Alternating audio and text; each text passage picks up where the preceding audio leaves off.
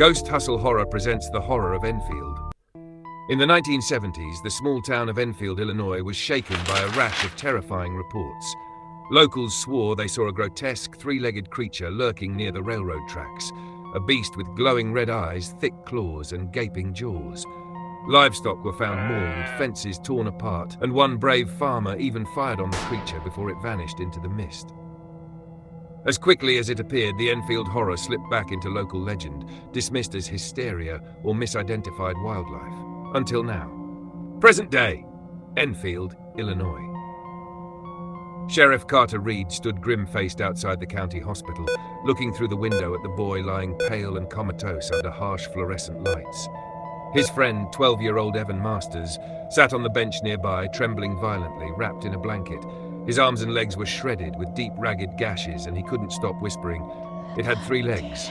3, and the mouth, its mouth. Carter had seen wild animal attacks before, dogs, coyotes, even a bear once. But this, the bite marks were too wide, the claw patterns too strange. Still, he told himself, it had to be an animal. Nothing else made sense. Within hours, Carter organized a search party. 14 men, including his best deputies, seasoned hunters, and a couple of stubborn old locals eager to prove their worth. Armed with rifles, shotguns, and flashlights, they began at the railroad tracks where the boys had been attacked, their beams cutting through the heavy mist hanging over the trees. The woods felt too quiet. Carter knelt, inspecting the muddy ground, frowning deeply. The tracks were unmistakable, canine, but warped, wrong, with 6 long toes ending in needle-like claws. He rose slowly, tightening his grip on the radio. All units, check in. One by one, voices crackled back. Nothing here. Same. No sign. But when Carter called for Sam Wilkins, the most experienced hunter among them, there was only silence. Then, bang, bang, bang! Gunshots ripped through the night, followed by a strangled scream that abruptly cut off. Sam! Sam, do you copy? Carter barked into the radio. Chaos erupted. Across the frequencies came more panicked shouts, garbled by static. Something's out here. They're fast! God help us, they're everywhere. Carter's blood turned to ice. Scout, his loyal K9, began whining, pulling at the leash. Carter's eyes darted around, and that's when he saw them. Dozens of twin pinkish lights flickering through the mist, darting between the trees at impossible speed. Flashlights? No. Eyes. Scout yanked free, bolting into the woods. Carter spun after him. Scout! No! But before he could take a step, a black shape streaked out of the fog.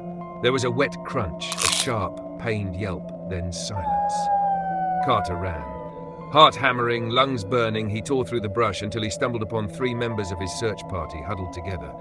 Don Freeman clutched a bloodied stump where his arm used to be, his eyes wide with primal terror. Don, oh my God, what happened? They're everywhere, Carter, Don sobbed. They're... The sound cut him off. Rustling from all sides, wet snarls, the scrape of claws on bark. The pink lights closed in, surrounding them, and then the things hit. It was a storm of ripping claws and gnashing jaws, the creatures crashing into the group with an inhuman shriek. Carter fired blindly, the muzzle flash lighting up nightmarish glimpses.